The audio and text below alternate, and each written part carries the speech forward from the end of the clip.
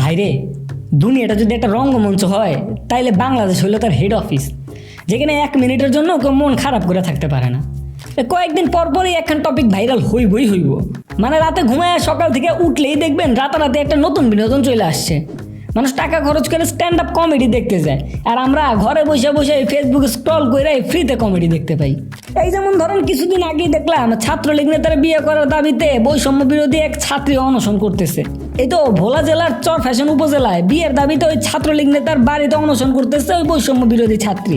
এইসব দেখে আমার খালাতো ভাই পারভেজ কইতেছে, আসলে মাইয়া একটু নিষিদ্ধ জিনিসের দিকে আকর্ষণ একটু বেশিই থাকে। আমার মতো হট সুদর্শন পোলা কি তাকে চোখে পড়ে না?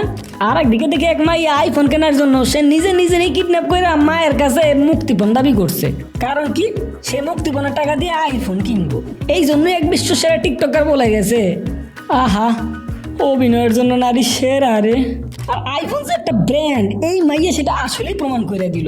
এই জন্যই মেবি আমাদের দেশের একজন বিখ্যাত আইফোন ইউজার ভাই বইলে গেছিল যে 2 লাখ টাকার স্যামসাং ফোন চালাও, তারপরে তুমি ফকিন্নি, কারণ তোমার কাছে আইফোন নাই। ভাইয়ের কথাটা মনে হয় আপা একটু বেশি সিরিয়াসলি নিয়ে ফেলাইছে। আবার দেখি ফেসবুকে প্রেম করে 1 সালে 1.5 মাস সংসার করে পরে জানতে পারছে যে যারা সে বিয়ে করছে সে নাকি পুরুষ মানুষ।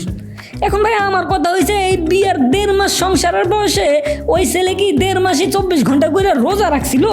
যে তার বিয়ে করা বউ বেডা একটার বেডি নাকি বেডি একটার বেডা তাও সে জানে না।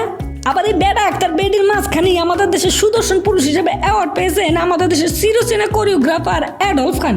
আসলে এই অ্যাওয়ার্ডটা দিছে কে?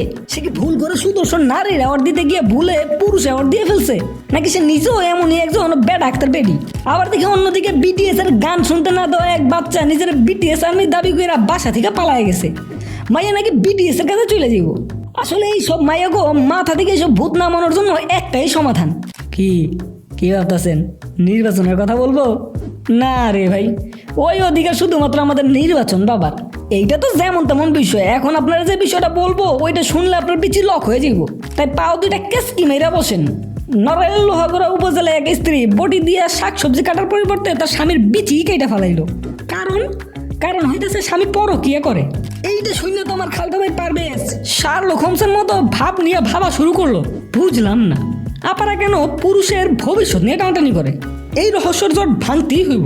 তো পারভেজ জট ভাঙতে গেলেও আপনাকে যাইতে হইব না, কারণ নগরবাজ আপনাকে লিগে এই কামটাই করে দিতেছে। আপনারা খালি সাথে থাকেন নগরবাজের, আর নগরের সকল বিনোদন পাইতে সাবস্ক্রাইব করেন নগরবাজ।